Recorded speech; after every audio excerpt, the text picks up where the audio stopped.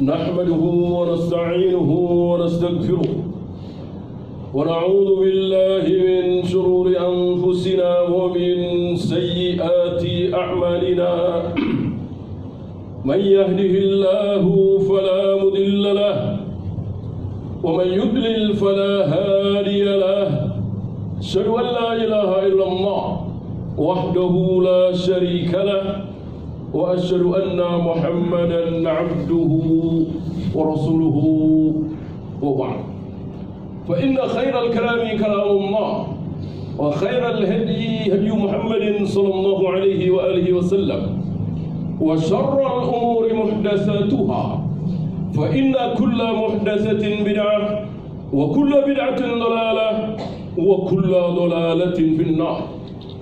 Jamaah Azzakumullah, semenjak Rasulullah sallallahu alaihi wasallam wafat, Allah sudah tidak menurunkan wahyu lagi, terputus. Tapi ada yang masih mewahyukan, ada yang masih menurunkan wahyu, membisikkan. Siapa dia? Syaitan. Wahyu syaitan. Siapa yang mewahyukan kepada Ma'bad al-Juhani bahwa takdir adalah kehendak manusia, bukan kehendak Allah. Siapa yang membisikkan kalimat batil ini kepada Ma'bad al-Juhani? Siapa lagi kalau bukan syaitan?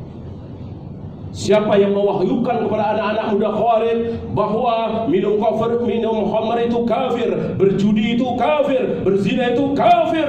Sebuah kalimat yang sangat batil. Siapa yang mewahyukan? Siapa lagi kalau bukan syaitan? Termasuk hari ini, siapa yang mewahyukan kepada manusia, para tokoh, bahwa salah satu cara untuk mencintai Nabi SAW adalah dengan mengingat-ingat hari lahirnya. Ini wahyu dari mana kalau bukan dari syaitan? Tidak ada manusia yang mencintai Nabi lebih dari para sahabat. Para sahabat nggak ada yang tahu tanggal berapa, bulan apa Nabi lahir. Mereka nggak bahas. Yang dibahas oleh para sahabat adalah bagaimana cara Nabi sholat, bagaimana cara Nabi wudhu, bagaimana cara Nabi berakidah, apa kata Nabi tentang Allah, apakah Allah ada di mana-mana, apa bersemayam di arsy. Ini yang diperhatikan oleh para sahabat, dipelajari oleh para sahabat. Nggak ada para sahabat membahas kapan Nabi lahir. Maka berselisih para ulama antara 12 Rabiul Awal, 8 Rabiul Awal, 18 Rabiul Awal, bahkan ada yang berpendapat di luar Rabiul Awal. Bagaimana sebuah kebaikan Allah bikin para ulama, para sahabat lupa, nggak tahu. Setan memberikan wahyu lagi kepada sebagian orang hari ini. Habis sholat tiduran boleh, habis sholat duduk-duduk boleh, habis sholat pijitan boleh, habis sholat main handphone boleh. Begitu yang baik habis sholat salaman-salaman katanya malah tidak boleh. Ini Wahabi, Salafi kata mereka. Mereka dapat jawaban ini dari mana? Dari mana lagi? Kalau bukan dari syaitan. Syaitan mewahyukan kepada mereka dengan kalimat yang indah, yang bagus. Habis sholat bebas mau ngapain saja, termasuk salam-salaman. Kenapa tidak boleh? Kenapa dibid'ahkan? Mereka lupa bahwa Rasul dan para sahabat tidak pernah salaman, kecuali ketika bertemu, ketika mau berpisah. Ini masih ada khilaf. Satu lagi, ketika berbaiat. Rasul dan para sahabat manusia termulia tidak pernah mencontohkan bersalaman ketika deal jual beli, bersalaman ketika akad nikah, termasuk bersalam-salaman ketika Idul Fitri, Idul Adha, bersalam-salaman habis salat. Tidak ada contoh dari Rasul dan para sahabat. Apa kita lebih benar dari Rasul dan para sahabat? Lebih pintar dari mereka? Lebih alim, lebih bertakwa dari mereka? Tidak mungkin, mustahil. Lihat, syaitan selalu mewahyukan kepada manusia. Kita nggak bahas orang kafir. Orang kafir sudah dari dulu diberi wahyu oleh syaitan bahwa Tuhan ada 3, bahwa Tuhan punya anak. Ini wahyu dari syaitan, jelas. Kita nggak bahas. Nggak ada di antara antum yang terkena syubhat ini. Tidak ada kaum muslimin yang mengatakan Tuhan ada 3. Isa anak Allah, tidak ada. Nggak usah kita bahas. Yang dibahas justru yang kaum muslimin kena penyakit syubhat. Mereka mengatakan kacang panjang halal, labu siam halal, cabai halal, dan seterusnya. Ketika dicampur menjadi gado-gado, jadi haram. Ini aneh Wahabi, kata mereka. Ya. Menyebut subhanallah halal, menyebut la ilaha illallah sebuah kebaikan besar, bertasbih, bertakbir, baca Al-Quran, ada sedekah makanan di situ, semuanya baik semua, dikumpulkan jadi satu dalam acara apa? Tahlilah, menjadi haram. Ini aneh Wahabi. Luar biasa, setan mewahyukan ini kepada kaum muslimin. Akhirnya orang awam terkecoh. Iya betul, betul itu, sesat itu Wahabi. Kenapa? Mengharamkan, membid'ahkan sesuatu yang isinya baik semua. Semuanya kan baik semua, ada zikir, ada wirid, ada baca Al-Quran, ada pembagian makanan. Mana yang tidak baik? Dikumpulkan jadi satu dalam acara tahlilan, menjadi haram, aneh. Mereka lupa bahwa sebuah ibadah, bahwa hukum asal sebuah ibadah adalah haram. Al-aslu fil ibadati litahrim. Hukum asal dari sebuah ibadah adalah haram. Kaidah yang sangat mendasar ini mereka tidak faham. Padahal banyak di antara mereka yang profesor, doktor, tapi kaidah mendasar ini tidak faham bahwa hukum asal ibadah adalah haram. Iyyakum wa muhdatsatil umur, fa inna kulla muhdatsatin bid'ah wa kulla bid'atin dhalalah wa kullu dhalalatin finnar. Ini hampir setiap mengawali khutbah beliau awali dengan ini, bahwa segala cara ibadah yang tidak pernah aku contohkan namanya bid'ah. Semua bid'ah adalah sesat, semua yang sesat terancam neraka. Sabda Nabi SAW ini mengandung hukum bahwa hukum asal ibadah adalah haram. Kecuali ada contoh dari Nabi SAW. Ada contoh dari Nabi, beliau mengumpulkan para sahabat untuk zikir bersama, tasbih bersama, baca Al-Quran bersama. Tidak ada. Berjamaah dalam Islam yang dicontohkan oleh Nabi SAW hanya berjamaah sholat. Hanya berjamaah sholat, di luar itu tidak ada. Wudu berjamaah, ini berjamaah, itu berjamaah, tidak ada. Berjamaah yang ada imam, ada makmum adalah salat. Aqulu qawli hadza astaghfirullah li wa lakum.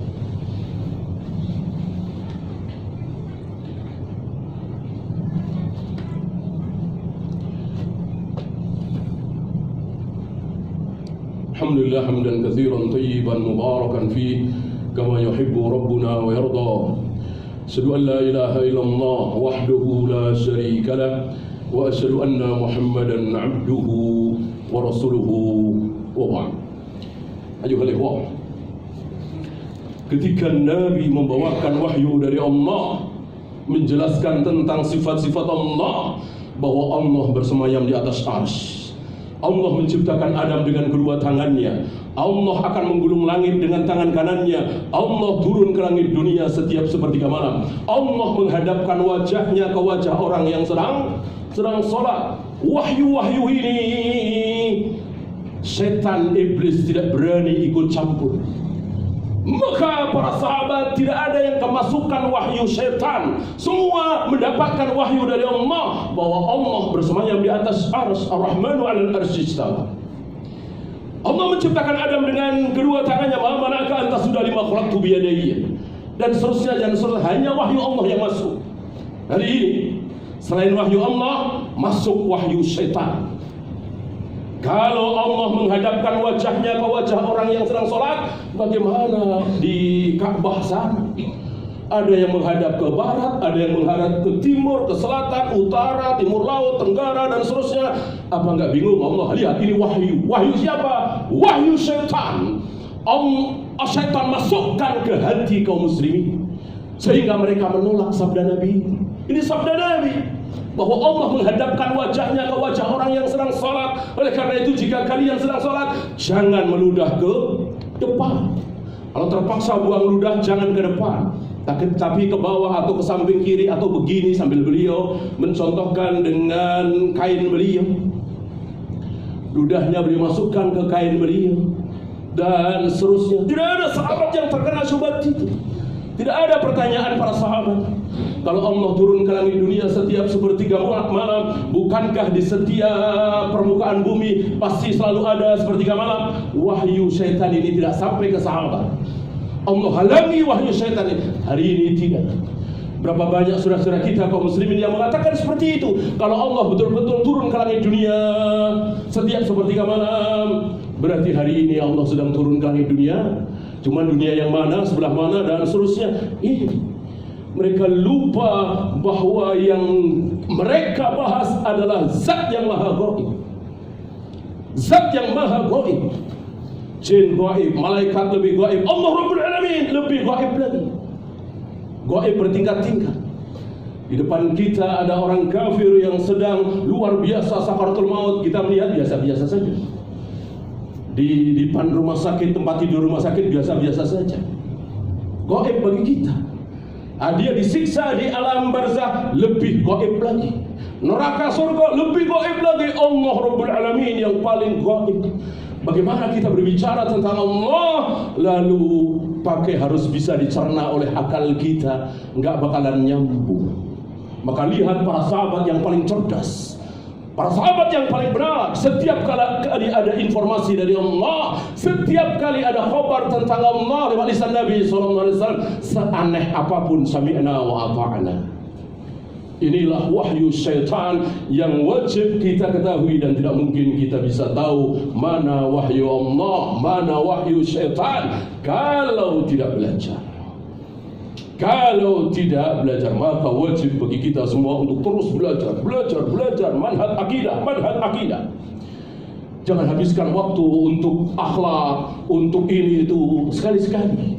Manhaj akidah luar biasa. Habiskan waktu kita untuk manhaj dan akidah 13 tahun. 13 tahun Nabi diberi waktu oleh Allah untuk mengajarkan manhaj akidah. Belum ada sholat, belum ada wudu, belum ada puasa, belum ada jihad dan seterusnya. Ini menunjukkan bahwa manhaj dan akidah nomor satu di dalam Islam ini. Hari ini seolah tidak mendapatkan perhatian dari para doa. Kalau lebih musibah lagi kalau perhatian ini tidak ada daripada doa besar.